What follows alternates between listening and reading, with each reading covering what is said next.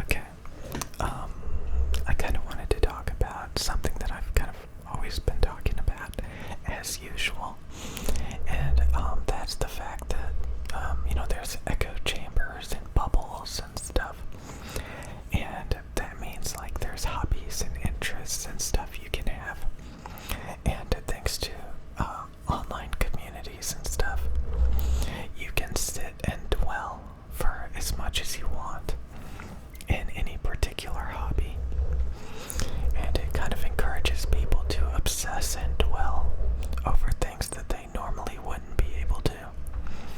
For example, when you can find multiplayer online video games and stuff, and the company creates environments that can make you addicted and play the game for months and bombard you with microtransactions and stuff. It's quite a bit different than when video games were all offline, like on old video game consoles like Sega Genesis, PlayStation 1, SNES. A lot of those game systems, like if you wanted to play multiplayer, you had to have like real world friends. And typically those friends were not like obsessed with the game, so like they would want to do other things as well rather than just play those games. So these days you can find endless amounts of people that are always there in those games to play with. Or you can find like-minded people who are obsessed with a particular hobby. And that can kind of feed and allow you to dwell on things that typically would only be a little bit of your time in your life. Like ASMR, like you can now like experience ASMR artificially through YouTube videos. But they're trying to emulate like doctor visits and stuff where you get tingles from all these different situations. And on YouTube they try to artificially create that. And there's so many people. I was watching a video, they were kind of making fun of this, that like there's people that get obsessed over things that have nothing to do with them, that is actually completely irrelevant to them, but people get caught up in it because of, it's sad. Sometimes it's really sad that people can get addicted and obsessed with things and end up in these echo chambers, these bubbles that encourage it. And that's one of the reasons why I hate people that get obsessed with products. They start hoarding and obsessing about products. I remember growing up, there was this kid who was obsessed with Star Wars and Legos. And now these days, you can find huge online communities of people obsessed with Legos, obsessed with Star Wars, obsessed with fountain pens, obsessed with yo-yos, obsessed with ASMR. You can find people obsessed with all these different things. And you can kind of just celebrate it and dwell in it for as long as you want. And, it can kind of be sad sometimes because it can make people addicted to things. It can make people obsessed with things that they normally would have just moved on from. I remember seeing this thing about a video game that I used to play for like a good 10 plus years. And it was like kind of like the thoughts of the developers. And they thought the game would only be relevant for like 6 months, and then, they would work on a different project. And I was kind of shocked by that because I played that game for over a decade, almost daily. And to think that like I was consuming a product for that long. And again, there's people that encourage each other to collect vintage old video games and obsess over tinkering with those things. And I think, again, there would have always been people obsessed with things, but they wouldn't have been able to find like-minded people so it would have been like a very small part of their life. They would have just been that guy that was like obsessed with something. And they would only be able to influence a handful of people that they know in real life. Like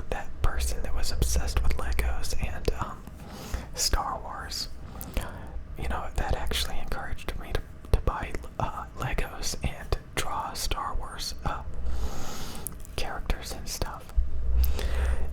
It's kind of like yo-yos, when yo-yos come back in style and like everybody has a yo-yo. You know, sometimes trends come and go, so there was always that.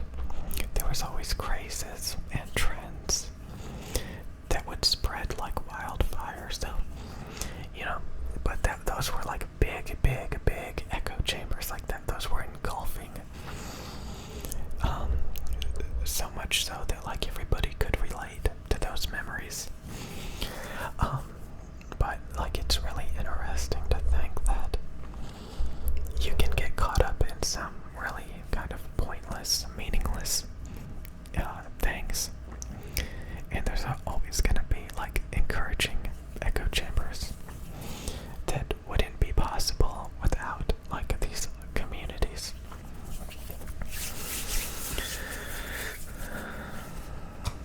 So sometimes it can be a little sad, because a lot of times these obsessions and hobbies are not healthy.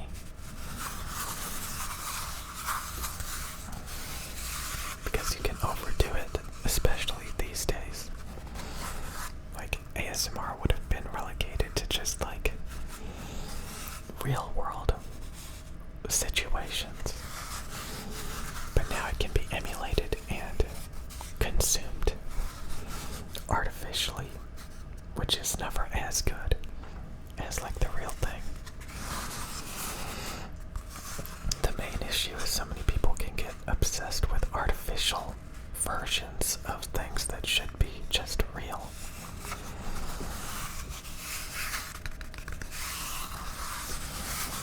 I mean, sometimes the real things are not that great either. You can have fake friends, you know, stuff like that.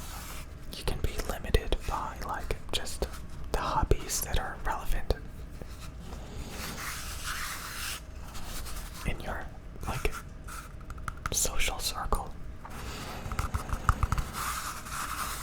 But these days you can find hobbies all over the world.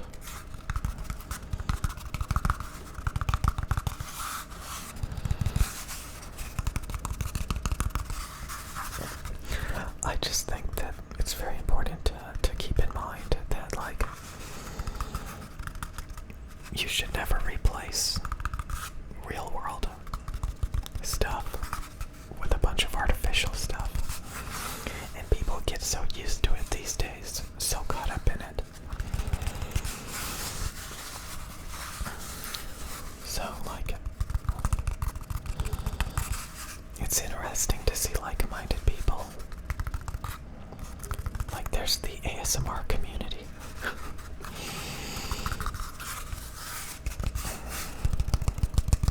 Which is freaking huge. And it's kind of like a shopping mall. You can kind of go from all these different hobbies. And what's cool about it is you can learn a lot and almost become like a professional at all of these different hobbies. I like the idea of graduating.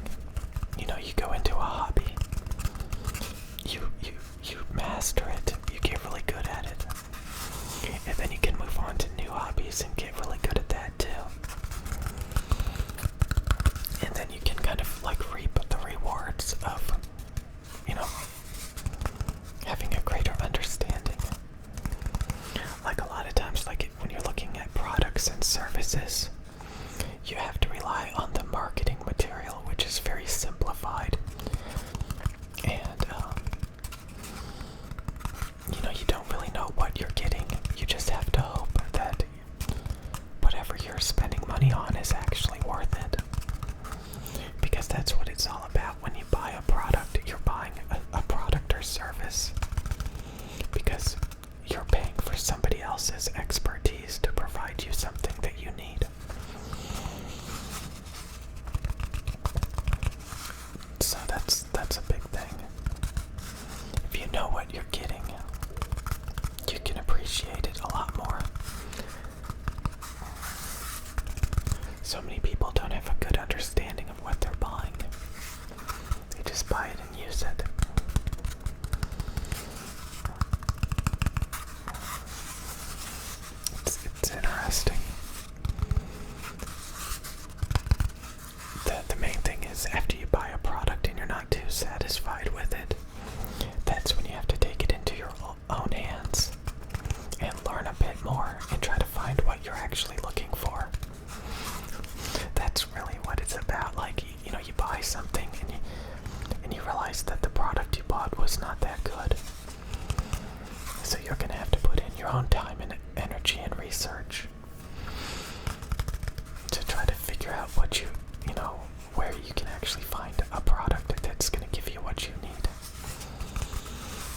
you originally paid for.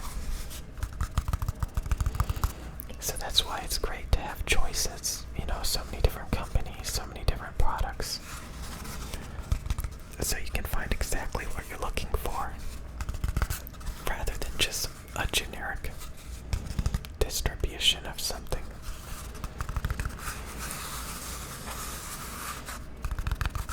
So it's like a big shopping mall. You just gotta make sure you don't get too addicted or obsessed or waste too much money collecting and hoarding. A fool and their money are easily parted. A fool and their time are easily parted as well these days.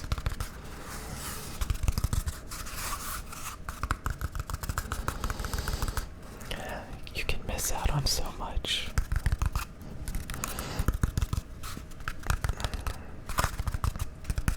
I mean, you can be easily susceptible to obsessing over things that aren't real, that don't matter.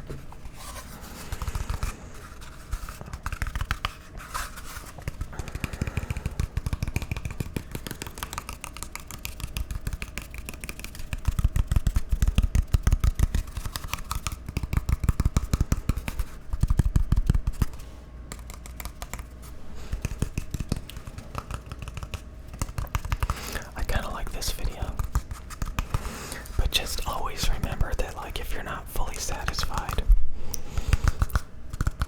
you realize you can't relate to the people that you talk to on a regular basis, or that you're just not satisfied with a bunch of artificial stuff. Always remember that you can take it into your own hands and find what you're looking for.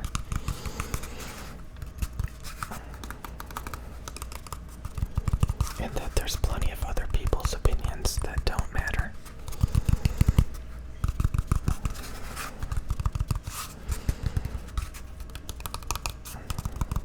I don't think that means you should go into an echo chamber, because those people just sit around and dwell. And like I said, it's a big shopping mall with many, many places to be and go. There's no point obsessing too much about any particular thing when there's so many other amazing things out there to discover and to enjoy. So, always remember that. As long as you don't have a addictive personality, a obsessive personality, then you can just kind of enjoy everything that's out there in moderation.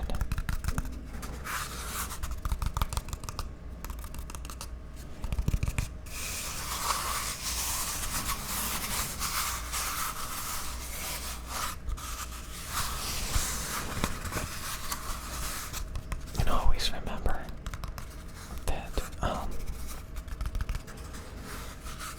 not to get too obsessed with things and not to value things too much.